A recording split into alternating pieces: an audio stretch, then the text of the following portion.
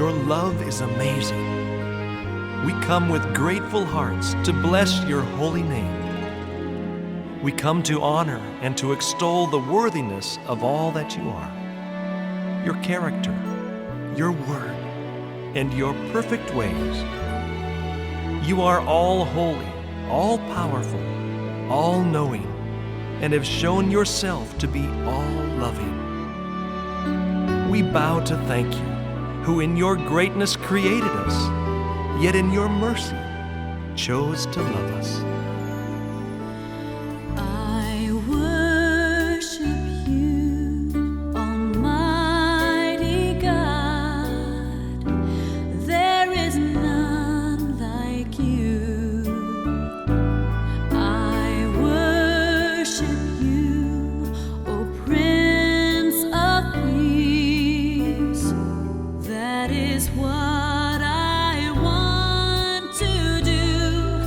I give you praise, for you are my righteousness. I worship you, Almighty God. There is none like you.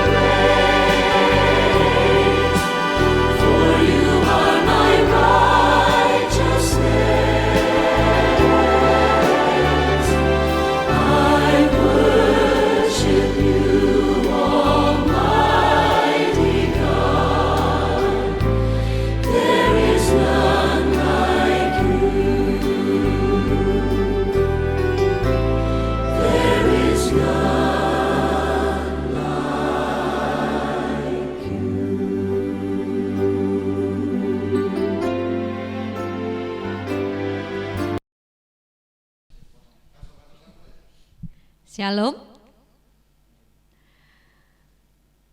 Kita bersyukur kita masih dapat beribadah di rumah kita masing-masing. Hari ini mari kita sama-sama mempersiapkan hati kita dalam saat teduh. Firman-Mu itu pelita bagi kakiku dan terang bagi jalanku. Saat kita takut, ragu, bimbang, hanya dekat Allah saja kita dapat merasa tentram.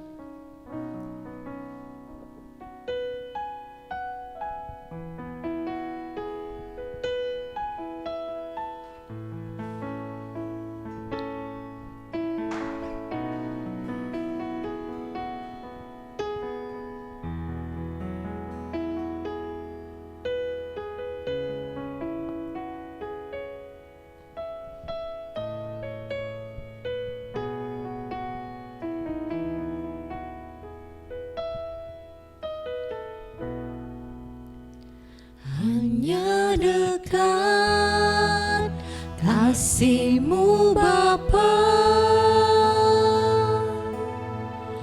jiwaku pun tentram. Engkau menerimaku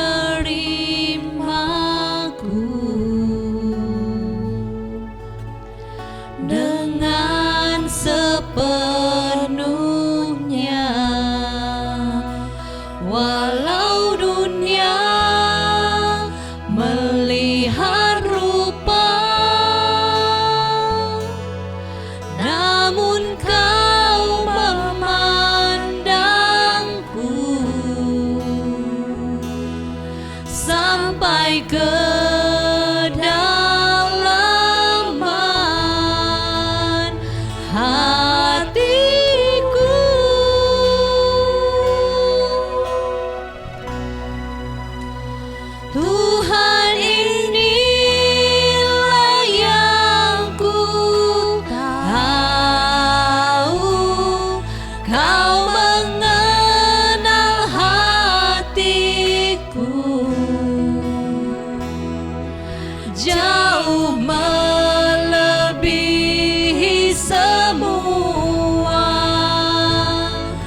yang terdekat sekalipun.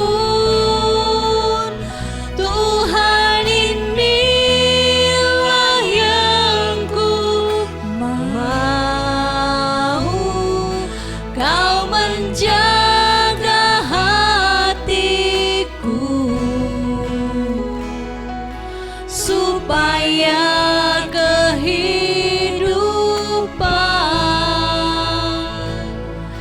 memancar senantiasa.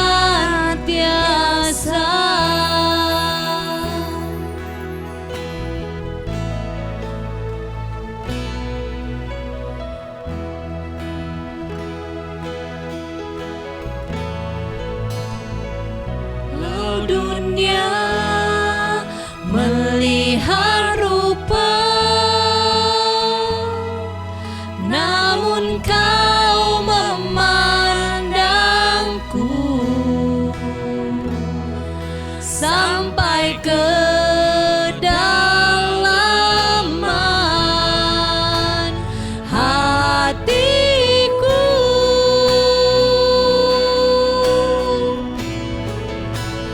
Tuhan, inilah yang ku tahu, Kau mengenal hatiku jauh melebihi semua yang terdekat sekalipun. Tuhan, inilah yang ku mau, Kau menjaga hatiku supaya kehidupan memancar senantiasa. Tuhan, inilah yang ku tahu. Tuhan, inilah yang ku tahu, Kau mengenal hatiku jauh melebihi semua yang terdekat sekalipun. Tuhan, inilah yang ku mau. Tuhan, inilah yang ku mau, Kau menjaga hatiku supaya kehidupan memancar senantiasa, supaya kehidupan memancar senantiasa.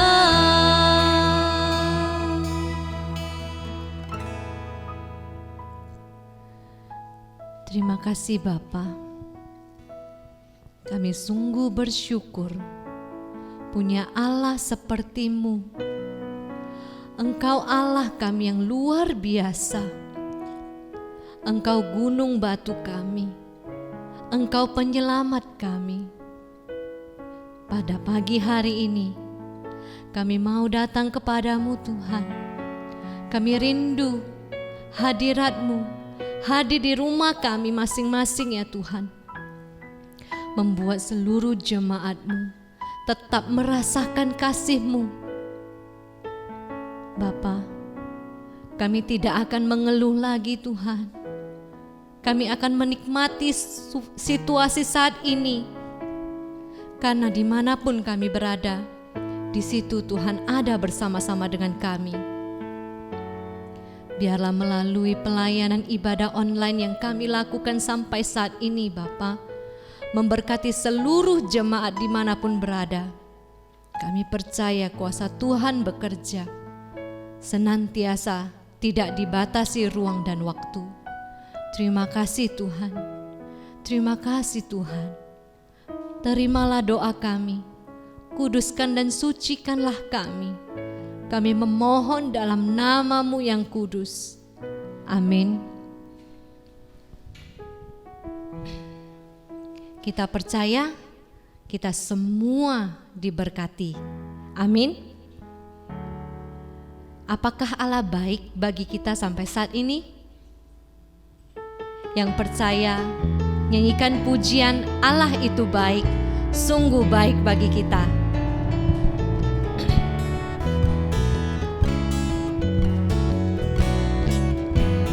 Allah itu baik. Allah itu baik, sungguh baik bagiku.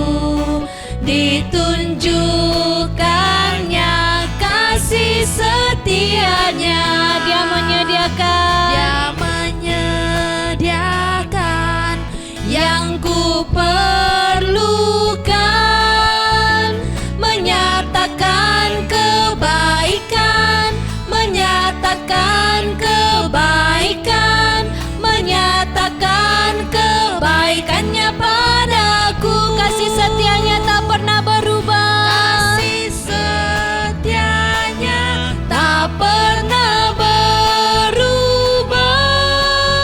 Dulu, sekarang, dan selamanya. Ajaiblah kuasa dalam namanya. Yesusku luar biasa. Allah itu baik. Allah itu baik, sungguh baik bagiku. Ditunjukkannya kasih setianya. Dia menyediakan yang ku perlukan, menyatakan kebaikan, menyatakan kebaikan, menyatakan kebaikannya padaku. Kasih setianya, kasih setianya tak pernah berubah. Dulu, sekarang, dan selamanya. Ajaiblah kuasa dalam namanya.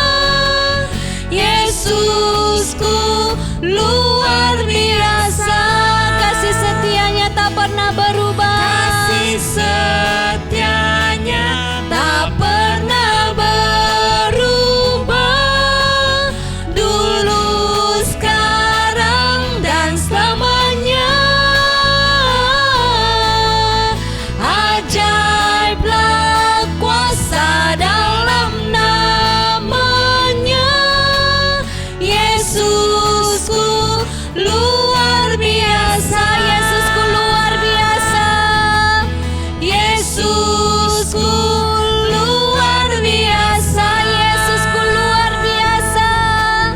Yesusku luar biasa.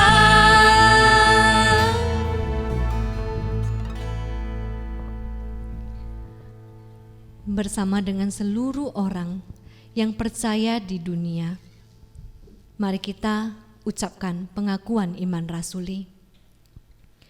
Aku percaya kepada Allah, Bapa yang Maha Kuasa, Khalik langit dan bumi, dan kepada Yesus Kristus, Anaknya yang tunggal, Tuhan kita, yang dikandung daripada Roh Kudus, lahir dari anak darah Maria, yang menderita sengsara di bawah pemerintahan Pontius Pilatus, disalibkan, mati dan dikuburkan, turun ke dalam kerajaan maut, pada hari yang ketiga bangkit pula dari antara orang mati, naik ke surga, duduk di sebelah kanan Allah, Bapa yang Maha Kuasa, dan dari sana Ia akan datang untuk menghakimi orang yang hidup dan yang mati.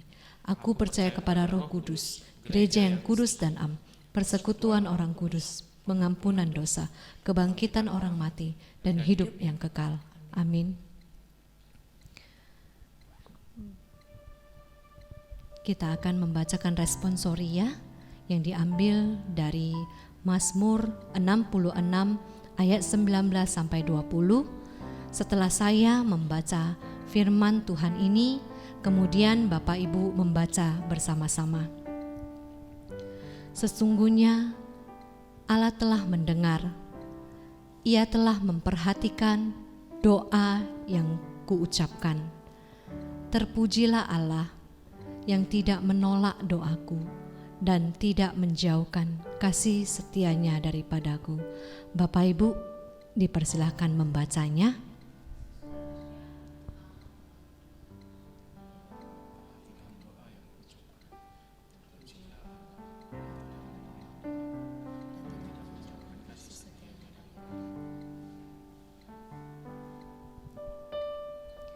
Sampai saat ini kita masih berharap kepada Tuhan, dan hanya harapan inilah yang menguatkan untuk tetap bertahan melalui perjalanan hidup kita.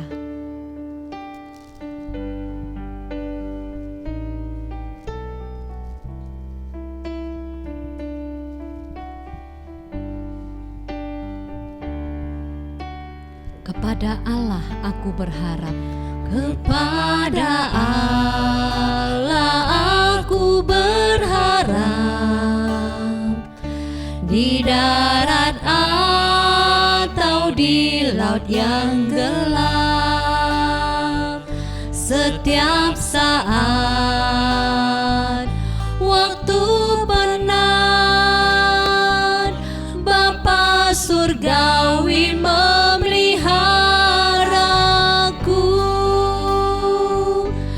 Aku berharap akan Tuhanku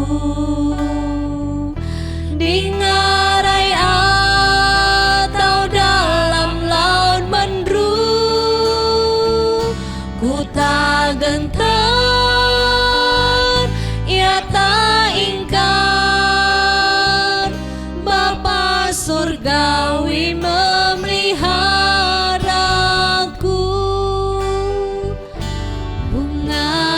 padang dipeliharanya,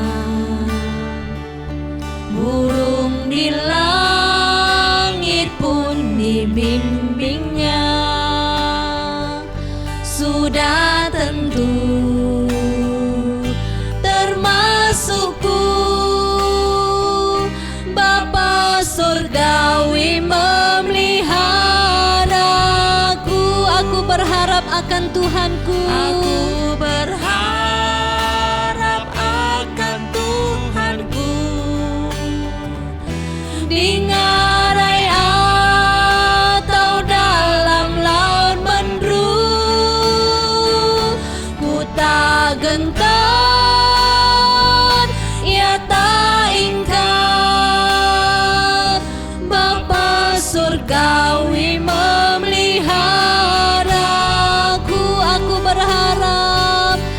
Aku berharap akan Tuhanku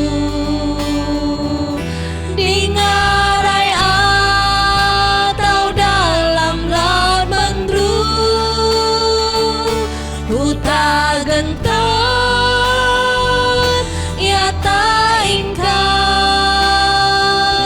Bapa surgawi memeliharaku.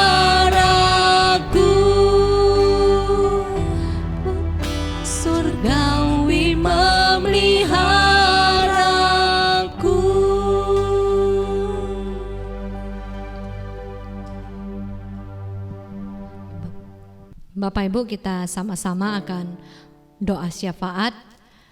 Pokok-pokok doa yang akan kita naikkan yaitu kita bersyukur atas kebaikan Tuhan. Kita berdoa untuk keluarga besar Jemaat GMI Tamora, pertumbuhan iman, hikmat dan bijaksana agar tetap mengandalkan Tuhan sekalipun ekonomi sulit, hubungan sosial terancam, spiritual mulai lemah. Kita harus tetap tertuju pada Tuhan. Kita berdoa untuk jemaat yang sakit dan dalam masa pemulihan, Ibu Leni, Bapak Fendi dan Bapak Jesia Haan. Kita berdoa juga untuk orang tua yang sudah lanjut usia, untuk janda, duda, dan yatim piatu. Kita mau berdoa juga untuk misi di suku Pakpak, Sumatera Utara. Keselamatan dapat diberitakan di tempat ini, dan juga wabah COVID-19, kiranya pemerintah, tenaga kesehatan, aparat keamanan, relawan, donatur, rakyat Indonesia seluruhnya dapat bekerja sama dengan baik. Bapak Ibu, mari kita sama-sama berdoa syafaat. Tuhan Yesus, Allah Bapa yang baik, Allah Bapa yang bertahan kerajaan sorga, kami bersyukur kami boleh bersama-sama menaikkan doa syafaat. Kami boleh merasakan kebaikan Tuhan hingga sampai pada saat ini. Semua bukan karena kuat dan hebatnya kami Tuhan, tapi semua karena berkat-Mu, semua karena anugerah-Mu, semua karena kasih-Mu Tuhan. Bapa, kami mau berdoa Bapa untuk keluarga besar Jemaat GMI Immanuel Tanjung Morawa. Kami mau berdoa untuk pertumbuhan iman. Kiranya Tuhan memberikan hikmat dan kebijaksanaan agar kami tetap mengandalkan Tuhan. Sekalipun ekonomi kami sulit, hubungan sosial terancam, spiritual kami mulai melemah, kami tetap tertuju padamu Tuhan. Bapa, kami juga mau berdoa untuk semua jemaat, mungkin mereka yang sedang sakit ataupun mereka yang dalam masa pemulihan. Kami mau berdoa untuk Ibu Leni, Bapak Fendi, dan juga Bapak Jesia Haan.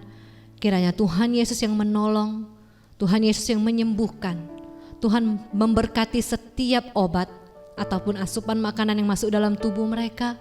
Tuhan sembuhkan, karena Engkau adalah tabib yang ajaib Bapa. Tiada yang mustahil bagimu Tuhan. Bapa, kami juga mau berdoa untuk orang tua yang sudah lanjut usia. Tuhan, berkatilah orang tua kami ini. Berikanlah hati yang sukacita, penghiburan kepada mereka dalam masa tua mereka. Mereka tetap mengandalkan Engkau. Kami mau berdoa juga untuk janda, untuk duda, dan juga anak-anak yatim piatu. Tuhan jaga, Tuhan pelihara mereka Bapa. Bapa, kami juga mau berdoa untuk suku Pakpak Sumatera Utara. Kiranya Bapa, keselamatan dapat diberitakan di tempat ini. Tuhan, kiranya Engkau yang menolong para misionaris. Dan juga Bapa, kami mau berdoa untuk wabah COVID-19 ini. Kiranya Tuhan Yesus yang menolong pemerintah, tenaga kesehatan, aparat keamanan, relawan, donatur, dan juga rakyat Indonesia seluruhnya dapat bekerja sama dengan baik. Tuhan, inilah doa dan permohonan kami kepada Engkau. Kiranya Engkau yang menolong kami Bapa. Hanya dalam nama Yesus kami meminta dan memohon hanya pada Engkau saja. Amin.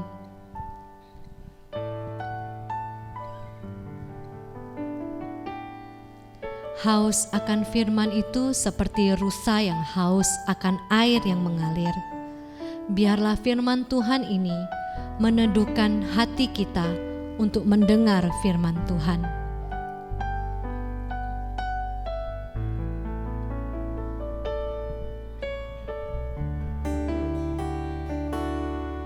Seperti rusa yang haus rindu aliran sungaimu. Seperti rusa yang haus rindu aliran sungaimu.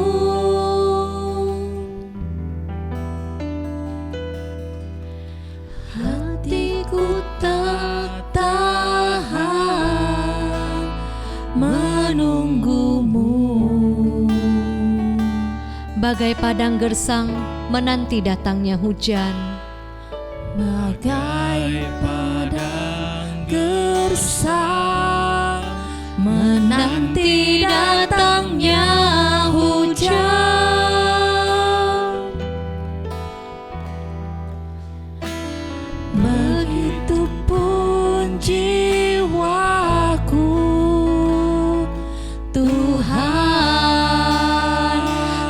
Engkau pribadi yang mengenal hatiku. Hanya Engkau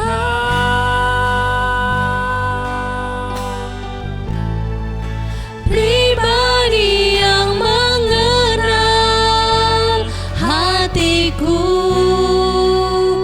Tiada yang tersembunyi bagimu.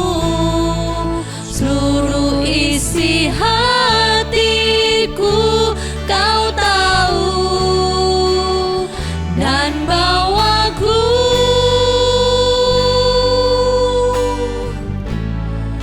untuk lebih dekat lagi padamu, tinggal dalam indahnya dekapan kasih-Mu.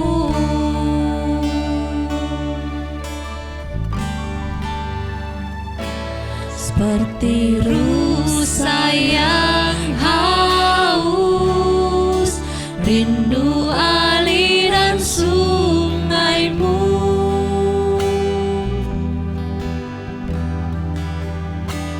Hatiku tak tahan menunggu-Mu.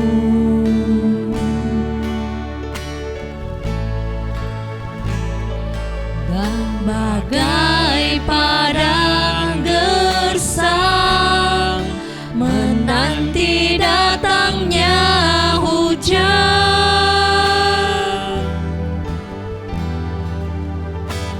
begitupun jiwaku.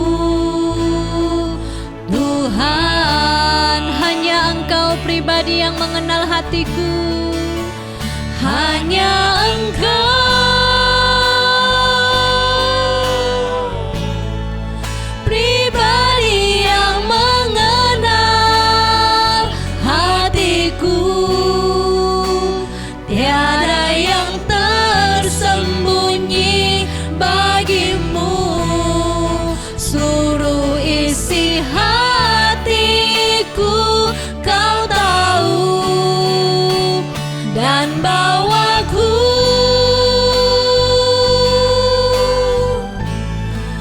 untuk lebih dekat lagi padamu, tinggal dalam indahnya dekapan kasih-Mu.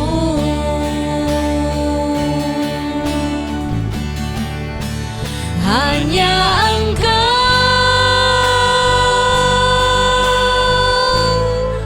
pribadi yang mengenal hatiku.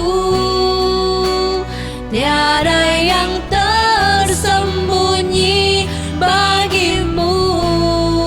Seluruh isi hatiku Kau tahu, dan bawaku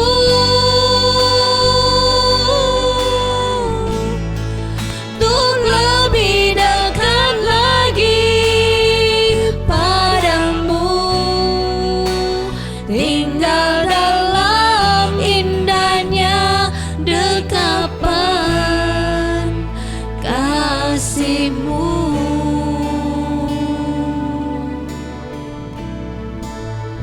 Tinggal dalam indahnya dekapan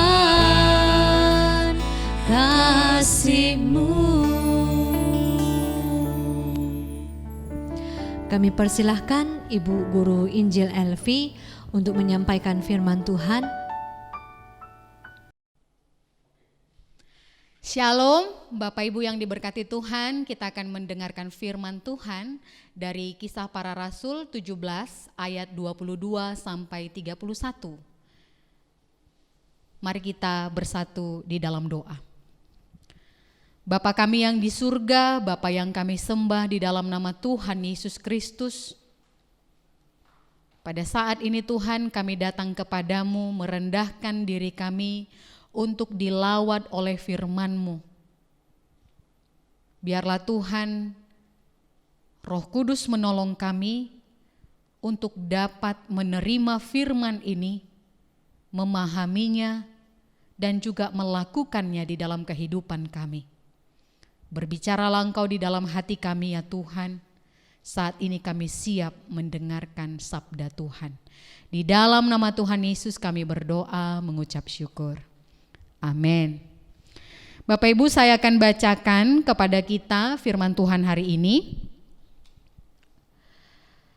Paulus pergi berdiri di atas Areopagus dan berkata, "Hai orang-orang Athena, aku lihat bahwa dalam segala hal kamu sangat beribadah kepada dewa-dewa. Sebab ketika aku berjalan di kotamu dan melihat-lihat barang-barang pujaanmu, aku menjumpai juga sebuah mezbah dengan tulisan kepada Allah yang tidak dikenal. Apa yang kamu sembah tanpa mengenalnya, itulah yang kuberitakan kepadamu. Allah yang telah menjadikan bumi dan segala isinya, Ia yang adalah Tuhan atas langit dan bumi, tidak diam dalam kuil-kuil buatan tangan manusia, dan juga tidak dilayani oleh tangan manusia. Seolah-olah Ia kekurangan apa-apa, karena Dialah yang memberikan hidup dan nafas dan segala sesuatu kepada semua orang. Dari satu orang saja Ia telah menjadikan semua bangsa dan umat manusia untuk mendiami seluruh muka bumi, dan Ia telah menentukan musim-musim bagi mereka dan batas-batas kediaman mereka, supaya mereka mencari Dia dan mudah-mudahan menjamah dan menemukan Dia, walaupun Ia tidak jauh dari kita masing-masing. Sebab di dalam Dia kita hidup, kita bergerak, kita ada, seperti yang telah juga dikatakan oleh pujangga-pujanggamu. Sebab kita ini dari keturunan Allah juga. Karena kita berasal dari keturunan Allah, kita tidak boleh berpikir bahwa keadaan ilahi sama seperti emas atau perak atau batu, ciptaan kesenian dan keahlian manusia. Dengan tidak memandang lagi zaman kebodohan, maka sekarang Allah memberitakan kepada manusia bahwa di mana-mana semua mereka harus bertobat. Karena Ia telah menetapkan suatu hari pada waktu mana Ia dengan adil akan menghakimi dunia oleh seorang yang telah ditentukannya, sesudah Ia memberikan kepada semua orang suatu bukti tentang hal itu dengan membangkitkan Dia dari antara orang mati. Bapak, Ibu, dan Saudara, hari ini saya akan memberikan sebuah tema yang akan kita renungkan pada minggu ini, yaitu Allah yang dikenal. Tetapi ketika teks ini berbicara, Paulus melihat satu keadaan yang ada di Athena. Dia membaca satu tulisan pada mezbah, Allah yang tidak dikenal. Kita semua yang sudah percaya kepada Tuhan, kita berkata bahwa kita percaya dan mengenal Tuhan kita. Tetapi mari kita lihat apakah yang dimaksudkan dalam percakapan dialog antara Paulus dengan orang-orang yang ada di Athena pada waktu itu, ketika dia melihat ada satu tulisan yang cukup menarik pada sebuah mezbah yang bertuliskan kepada Allah yang tidak kami kenal. Bapak, Ibu, dan Saudara, saya akan memberikan sedikit saja penjelasan tentang sejarah ketika Paulus berdialog kepada orang-orang Athena. Athena ini adalah satu kota yang memiliki pengaruh yang sangat besar dalam peradaban manusia sampai saat ini. Karena kita tahu bahwa kota Athena ini merupakan sumber atau lahirnya orang-orang berilmu seperti yang kita kenal Pitagoras, Sokrates, Plato, Aristoteles. Ini mereka adalah orang-orang yang dikenal sebagai pemikir-pemikir hebat pada masa itu, dan sampai kini pemikiran mereka masih dipakai dalam dunia kita saat ini. Tetapi ternyata ketika Paulus melihat keadaan mereka begitu pintar dalam berbagai ilmu pengetahuan. Mereka juga mulai membuat patung-patung yang mereka anggap sebagai manifestasi pengetahuan mereka. Ketika mereka mengetahui tentang bumi, langit, tanah, bulan, matahari, ataupun penguasa-penguasa yang lain, mereka semuanya memiliki dewa untuk itu. Mungkin kita tidak percaya, tetapi pada waktu itu ditemukan 1000 patung, bahkan melebihi itu, melebihi daripada jumlah penduduk orang Athena.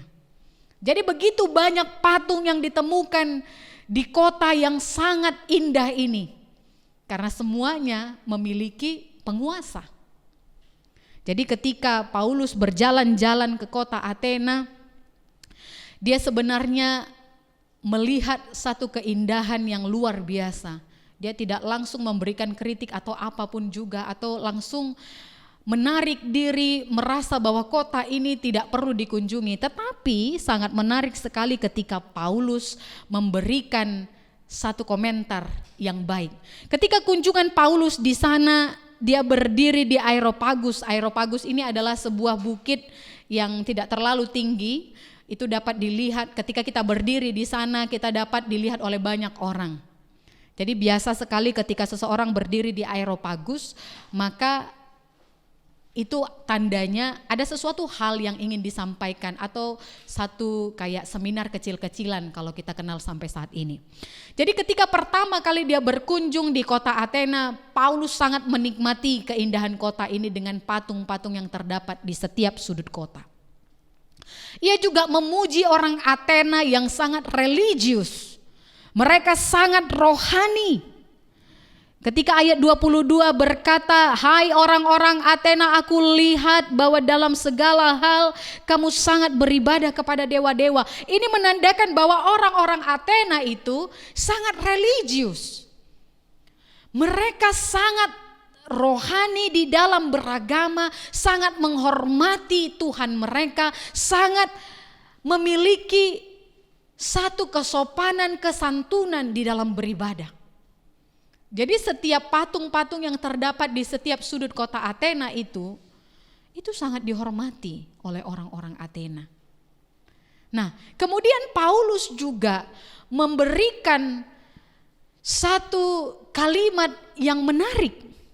Ketika dia melihat patung dan dia juga berjalan-jalan, pada ayat selanjutnya dikatakan, "Aku berjalan-jalan di kotamu dan melihat barang-barang pujaanmu. Aku menjumpai sebuah mezbah." Jadi walaupun ada patung-patung yang terletak di setiap sudut kota, ini di luar daripada mezbah. Jadi ketika mereka memiliki patung, mereka juga menyembah Tuhan di sana. Tetapi ada lagi satu mezbah yang khusus, yang istimewa, di tempat mereka semuanya berkumpul bersama.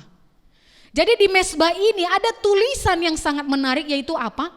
Kepada Allah yang tidak dikenal. Jadi sangat menggelitik sekali ya. Ketika kita masuk ke dalam sebuah mezbah, kemudian ada satu tulisan di sana berkata kepada Allah yang tidak dikenal. Tetapi begitulah orang-orang berilmu di Athena ini. Mereka sangat memiliki pikiran yang dalam. Sampai pada berbicara tentang Tuhan, mereka bisa menyembah seseorang yang tidak mereka kenal. Ini merupakan pengaruh daripada ilmu pengetahuan yang cukup dalam di dalam kehidupan orang-orang Athena. Pemikiran-pemikiran mereka yang mungkin mereka tidak kenal sepenuhnya, mereka bisa sampai beribadah ke sana. Mereka juga religius walaupun mereka tidak mengenal siapa yang mereka sembah. Dan kemudian ada dialog juga yang disampaikan oleh Paulus. Ketika Paulus masuk pada percakapan dengan orang-orang Athena, dia berkata, "Aku suka sekali dengan keadaanmu saat ini." Tetapi ketika itu dia memasukkan sebuah konsep dialog dengan orang Athena yang sangat suka berdiskusi. Dia memulainya dengan percakapan. "Orang Athena, ketika kamu membuat satu tulisan kepada Allah yang tidak dikenal. Saat ini saya akan berbicara tentang Allah yang tidak kamu kenal itu. Dia tidak langsung menolak tentang Allah yang tidak dikenal siapa itu. Dia tidak bilang siapa itu. Dia tidak berbicara kenapa kamu menyembah dia yang tidak dikenal. Tetapi dia katakan, saya akan berbicara tentang Allah yang tidak kamu kenal itu. Nah, pada ayat selanjutnya Paulus berbicara tentang Allah. Jadi di sini dikatakan bahwa Allah yang tidak kamu kenal itu adalah Allah yang telah menjadikan langit dan bumi. Jadi Allah yang tidak kamu kenal itu adalah pemilik jagat raya. Allah yang tidak diam dalam kuil buatan tangan manusia. Karena Allah yang tidak kamu kenal itu adalah Allah di dalam roh. Kemudian Allah itu tidak dilayani seolah-olah dia kekurangan sesuatu. Tentu saja kita paham apa yang dimaksud Paulus pada waktu itu ketika dia berkata Allah itu tidak dilayani seolah-olah dia kekurangan sesuatu. Jadi orang-orang Athena memiliki satu tradisi ketika menyembah dewa mereka, mereka harus membawa persembahan yang mereka anggap bahwa Allah mereka membutuhkannya. Jadi konsep inilah yang mereka jadikan bahwa ketika memberikan persembahan, ketika memberikan sesajen, ketika memberikan satu kebutuhan, maka doa itu akan terjawab. Karena Allah menerimanya, Allah yang tidak dikenal oleh mereka. Dan kemudian Paulus juga berkata bahwa Allah itu adalah sumber nafas, sumber hidup. Dia tidak kekurangan satu apapun. Nah, bisa kita pahami bahwa Paulus berbincang, berdialog dengan satu komunikasi, dengan satu relasi yang cukup baik. Tidak menentang, tidak terlihat membenci, tetapi dia masuk pada satu percakapan yang bisa menyentuh hati orang Athena.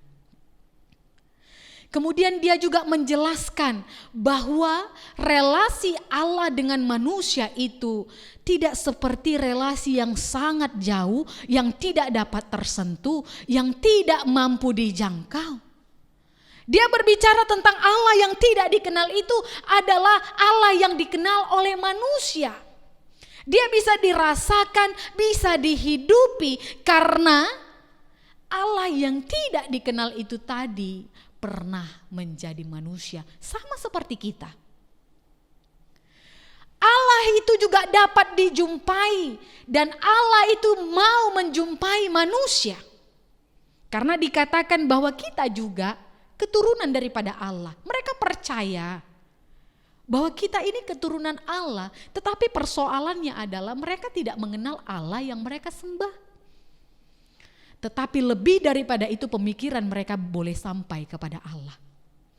Nah, disinilah Paulus ingin memperbaiki konsep pemikiran daripada orang-orang Athena supaya mereka lebih logis lagi menyembah Allah. Dia kemudian menjelaskan manusia itu adalah keturunan ilahi.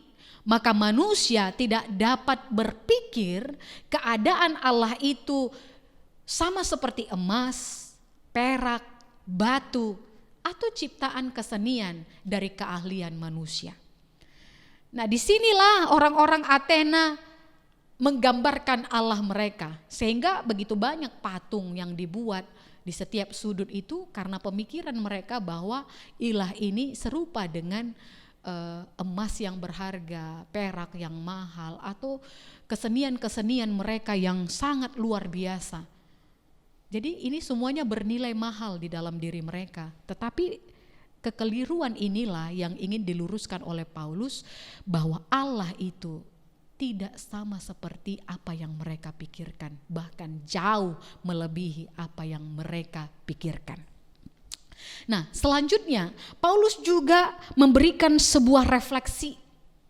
Dia ingin mendapatkan respon daripada orang-orang Athena ketika dia berbicara bahwa sebenarnya tidak ada kata terlambat bagi kamu semua. Kenapa? Karena ketika mereka menyembah Allah yang tidak mereka kenal, sebenarnya masih banyak sekali peluang, masih banyak sekali kesempatan. Makanya ada refleksi Paulus ketika dikatakan tinggalkan zaman kebodohan. Sebenarnya dia ingin menyampaikan tidak ada kata terlambat. Tinggalkan sekarang juga, tinggalkan zaman kebodohan, yaitu zaman di mana kamu yang menjadi penguasanya, manusia yang jadi penguasanya. Zaman kebodohan adalah zaman yang direkayasa oleh manusia. Paulus katakan tinggalkan semuanya itu. Karena kita ini berasal dari keturunan ilahi. Jadi saat ini ketika kita mengenal Allah yang kita sembah, bahwa kita tidak lagi bergantung pada pemikiran kita. Manusia tidak bergantung pada kehebatannya, keahliannya, kemampuannya. Tetapi inilah saatnya untuk meninggalkan zaman kebodohan. Kita berubah, kita bertobat. Karena pemilik jagat raya ini, Allah yang maha kuasa itu, sudah menentukan seseorang yang dipilihnya untuk menghakimi isi dunia kita dengan adil. Jadi jangan lagi terlena dengan zaman yang hanya mengandalkan pikiran manusia. Jangan lagi kita bergantung dengan apa yang ditawarkan oleh dunia. Jangan lagi kita mengharapkan ketika dunia sudah berkembang sangat jauh, kemudian kita tertinggal, kemudian kita merana, kita mulai menyesali diri kita. Tetapi saat ini, mari kita tinggalkan zaman kebodohan. Mari kita mulai bergerak pada satu hal yang logis. Nah, saudara-saudara yang diberkati oleh Tuhan, ketika Paulus berbicara tentang Allah, dia ingin setiap orang memiliki pikiran yang logis untuk mengenal Allahnya. Paulus menunjukkan satu kenyataan bahwa kita dapat mengenal Allah kita dengan baik. Kita dapat mengenal Allah yang jauh sekaligus dekat dengan kita. Tetapi Paulus juga mengingatkan mereka, kita harus segera meninggalkan zaman kebodohan. Karena pemilik jagat raya sudah memilih seseorang untuk menghakimi dunia ini dengan adil. Jangan sampai kita sampai kepada penghakiman terakhir dan kita tidak terpilih. Nah, masa kini kita semuanya orang-orang yang sudah percaya kepada Tuhan 100%. Kita percaya bahwa Allah kita itu adalah Yesus. Manifestasi Allah itu ada di dalam diri Yesus. Tidak ada yang meragukan hal ini ketika kita sudah dibaptis, kita percaya kepada Tuhan. Kita sudah tahu bahwa Allah itu adalah Yesus. Tetapi ada satu pertanyaan yang ingin saya sampaikan kepada kita semua. Apakah kita sudah benar-benar mengenal Allah yang kita kenal di dalam Yesus itu? Ataukah itu hanya sebatas pemikiran kita, pengetahuan kita, ataukah itu benar-benar terpancar di dalam kehidupan kita? Karena ketika kita percaya 100% Yesus itu adalah Allah yang sudah datang ke dunia ini, hidup bersama dengan kita, dan kita rasakan saat ini di dalam kehidupan kita. Tetapi kita juga harus melihat faktanya. Jadi ketika kata mengenal itu di dalam bahasa Yunani ada 4 jenis. Jadi walaupun kita sudah berkata aku sangat mengenal Allah, aku tahu, aku percaya kepadanya, semua itu juga memiliki tingkatan. Yang pertama dalam bahasa Yunani dikatakan ginosko. Ginosko ini adalah kata mengetahui dengan pengamatan dan pengalaman pribadi seseorang. Jadi ketika dia mengenal berarti dia sudah mengamati, dia juga mengalami secara pribadi. Ada juga kata mengenal itu dengan jenis eido. Eido itu berarti melihat dengan mata batin. Ini enggak dilihat semua orang, hanya orang-orang tertentu. Ini juga bisa dikatakan sebagai satu persepsi mental.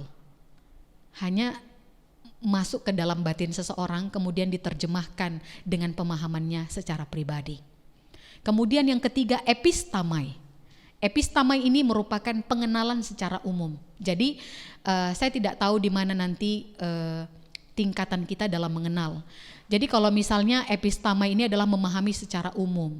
Bisa juga misalnya kita katakan matahari terbit dari timur dan tenggelam di barat. Ini pengetahuan umum kan? Semua orang tahu tentang ini.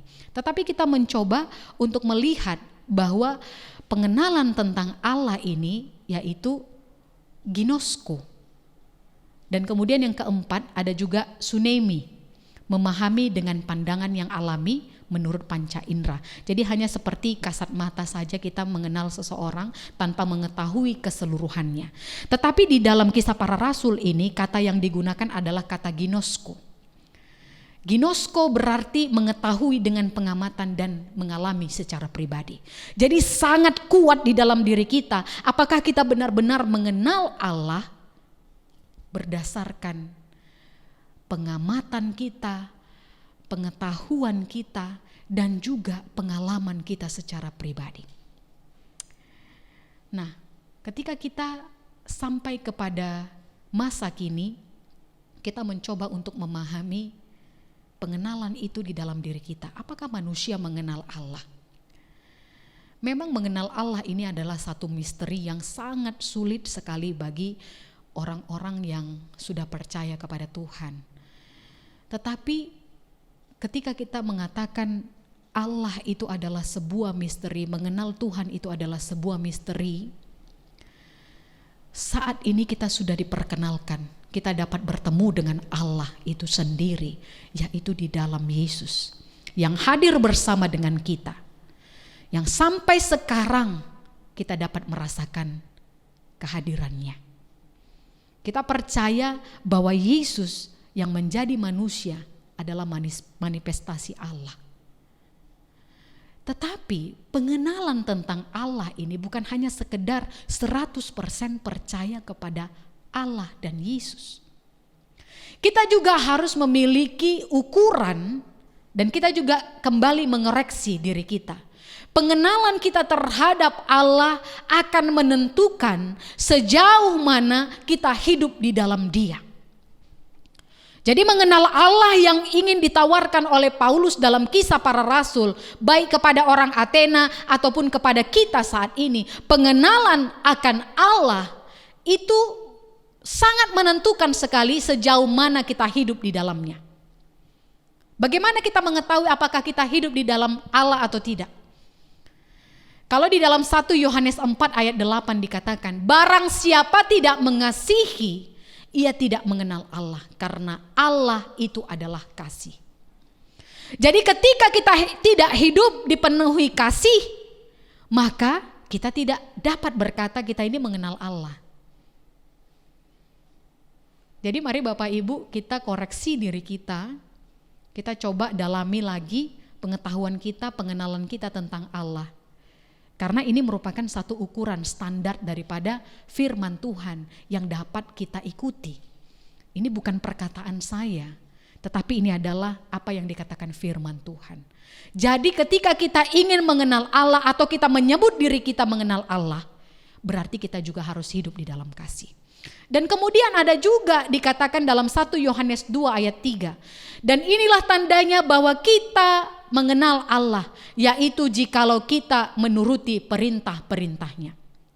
Apakah kita menuruti perintah Allah? Ini juga sangat menentukan kita mengenal Allah. Kalau kita berkata mengenal Allah tetapi di luar dari perintah Allah, jangan kita percaya diri bahwa kita berkata kita mengenal Allah. Dan kemudian sejauh mana kita mengenal Allah itu juga menentukan sejauh mana kita merasa aman bersama dengan Allah. Ini sangat menarik sekali. Situasi kita pada saat ini dapat menguji iman kita. Karena saat kita beribadah di rumah, apakah kita masih merasakan seandainya kita ibadah di gereja, maka hatiku akan dapat lebih menggelora, lebih bergairah memuji Tuhan, atau lebih dalam mengenal Tuhan, atau lebih dalam menyembah Tuhan. Ini juga menentukan sejauh mana kita merasa aman bersama dengan Allah yang tidak dibatasi oleh ruang dan waktu. Situasi yang penuh penderitaan, situasi yang penuh dengan tekanan, apakah kita masih tertuju kepada Allah atau kita mengandalkan yang lain? Apapun itu selain daripada Allah. Saya katakan pada saat ini bahwa itu juga menentukan rasa aman kita bersama dengan Allah. Dengan kata lain maksudnya, apakah kita cukup bersama dengan Allah untuk mengatasi masalah ini? Ataukah kita butuh yang lain? Jadi saya ingin sekali kita semuanya mengoreksi pengenalan kita tentang Allah. Karena ketika ada orang-orang Kristen yang berkata, gak cukup hanya berdoa, gak cukup hanya beribadah, gak cukup hanya berbicara tentang Allah, maka semuanya selesai teratasi. Cukup. Bapak, Ibu, dan Saudara, ini menentukan pengenalan kita dengan Allah. Ketika kita mengenal Allah, apakah kita memiliki rasa aman? Apakah kita memiliki rasa damai yang memampukan kita untuk dapat menghadapi situasi yang sangat berat ini? Dan kemudian Bapak Ibu, dalam Roma 1 ayat 21 juga dikatakan bahwa ketika mereka mengenal Allah tetapi mereka tidak memuliakan Allah. Begitu banyak orang-orang Kristen yang berkata, aku percaya kepada Allah. Setiap minggu kita katakan dalam pengakuan iman rasuli, apakah itu juga menggambarkan kita memuliakan Allah? Karena kita juga harus memastikan diri kita. Setiap kita berbicara tentang Allah, apakah itu keluar dari pengalaman pribadi kita? Ataukah itu dari pengalaman orang lain saja? Ataukah itu dari pengalaman logika kita saja? Atau itu dari pengetahuan ketika kita membaca buku? Tetapi Bapak, Ibu, dan Saudara, ketika kita mengenal Allah tetapi tidak memuliakannya, ini adalah pekerjaan yang sia-sia. Ini adalah pekerjaan yang sangat bodoh dan dipenuhi kegelapan. Pada akhirnya, dalam firman Tuhan ini, saya ingin kita sama-sama merenungkan. Apakah kita sudah mengenal Allah? Dalam Yesaya 55 ayat 6 berkata, carilah Tuhan selama ia berkenan ditemui, berselulah kepadanya selama ia dekat. Inilah yang memberikan kekuatan kepada kita saat ini. Berbicara tentang mengenal Allah itu adalah satu proses sampai akhir hidup kita. Tidak akan pernah berhenti. Jangan terlalu percaya diri. Karena apa? Kita sangat terbatas dan rapuh. Kita sering melakukan satu kesalahan juga. Jadi pastikan diri kita untuk memelihara hati yang suci agar kita mengenal Allah dengan apa yang kita rasakan, pengalaman pribadi kita dan relasi kita dengan Tuhan. Biarlah firman Tuhan ini memberkati kita seluruhnya. Tuhan memberkati, mari kita bersatu di dalam doa. Bapa kami yang di surga, Bapa yang kami sembah di dalam nama Tuhan Yesus Kristus. Kami sungguh bersyukur kepadamu Tuhan atas kebaikan-Mu yang menolong kami Tuhan untuk mendengarkan firman Tuhan ini. Nyatalah kuasa-Mu Tuhan untuk memberikan kami pengertian agar kami dapat melakukannya dalam kehidupan kami. Ini sangat penting ya Tuhan, ketika kami harus mengenal Engkau lebih dalam lagi Tuhan, setiap waktu. Tidak cukup waktu 1 tahun, 2 tahun, atau 10 tahun. Tetapi seumur hidup kami harus belajar mengenal Engkau. Terima kasih Tuhan, biarlah firman Tuhan ini memberikan kami kekuatan sepanjang waktu. Di dalam nama Tuhan Yesus kami berdoa mengucap syukur. Amin. Kita akan mengakhiri acara kebaktian kita pada hari ini. Bapak Ibu saya undang untuk sama-sama berdoa, doa Bapa kami. Kita nyanyikan doksologi, kita terima berkat dan amin song. Mari kita berdoa. Bapa kami yang di surga, dikuduskanlah nama-Mu, datanglah kerajaan-Mu, jadilah kehendak-Mu di bumi seperti di surga. Berikanlah kami pada hari ini makanan kami yang secukupnya, dan ampunilah kami akan kesalahan kami, seperti kami juga mengampuni orang yang bersalah kepada kami. Dan janganlah membawa kami ke dalam pencobaan, tetapi lepaskanlah kami daripada yang jahat, karena Engkaulah yang punya kerajaan dan kuasa dan kemuliaan sampai selama-lamanya. Amin.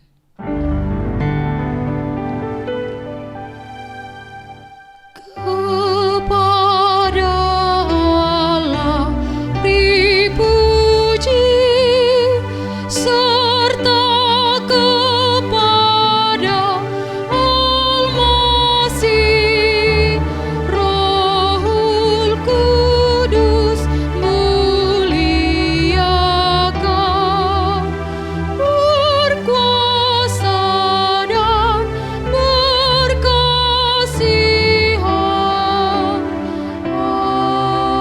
Amin. Bapak, Ibu, dan saudara-saudara yang dikasihi oleh Tuhan, arahkanlah hati kita hanya kepada Tuhan saja dan terimalah berkat-Nya. Anugerah dari Tuhan kita Yesus Kristus, kasih sayang dari Allah Bapa, serta persekutuan dari Roh-Nya yang kudus, itulah yang akan menyertai kehidupan kita, mulai daripada siang hari ini, besok, bahkan sampai selama-lamanya. Amin. Amin. Amin.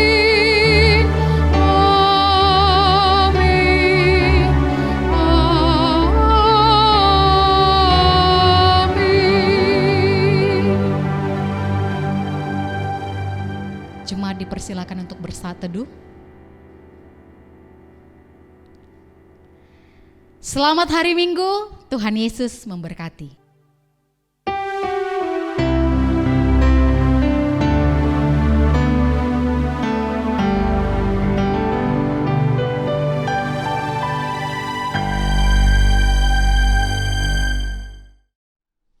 Halo jemaat yang diberkati Tuhan, baru saja kita mendengarkan firman Tuhan yang diambil dari Kisah Para Rasul 17 ayat 22 sampai dengan 31 tentang mengenal Allah. Sebagai orang yang percaya, mari kita wujudkan mengenal Allah dengan hidup di dalam kasih dan melakukan perintah-Nya. Selamat hari Minggu, Tuhan Yesus memberkati, sampai jumpa pada ibadah minggu depan.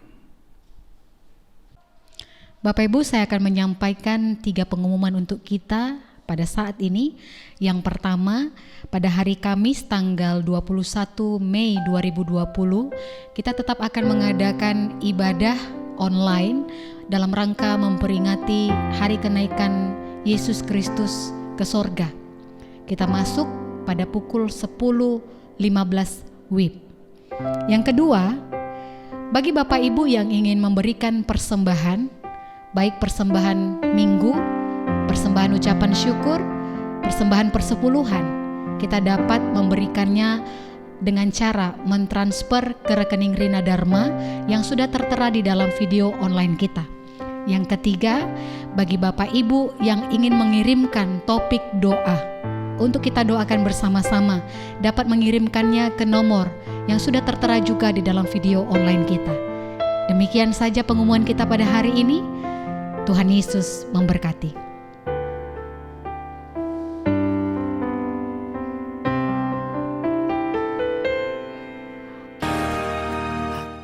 Dan seiring